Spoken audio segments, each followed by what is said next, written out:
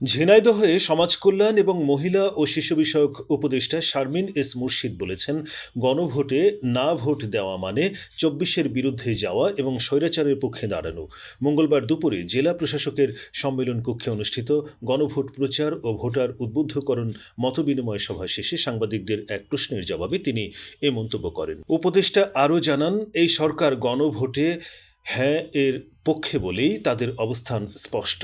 গণভোট এবং প্রান্তে একটা বৃক্ষরোপণ ওনার অত্যন্ত উনি আইন শৃঙ্খলা এবং আমাদের যে প্রিপারেশন সেই সম্পর্কে আমি স্যার এটা প্রেজেন্টেশনটা একটু বড়, তারপরে আমি একটু মোট 4টি সংসদীয় আসন রয়েছে স্যার এবং উপজেলাও 6টি, 67টি ইউনিয়ন পরিষদ রয়েছে স্যার।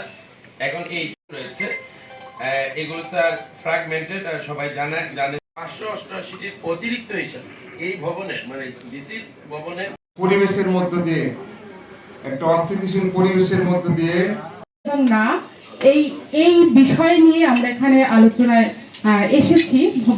ঝিনাইদহ ডিস্ট্রিক্টে আমরা বিগত দিনে স্বৈরশাসকের দ্বারা অনেক অত্যাচার পর্যায়ে যারা কর্মরত দপ্তর প্রধানগণ আছেন এবং সুশীল সমাজের প্রতিনিধিবৃন্দ, রাজনৈতিক এই প্রশ্নটা কেন তারা করতেছে, তো এটা ফাইন্ড আউট করার জন্য আমরা একটা করতালি দিতে পারি।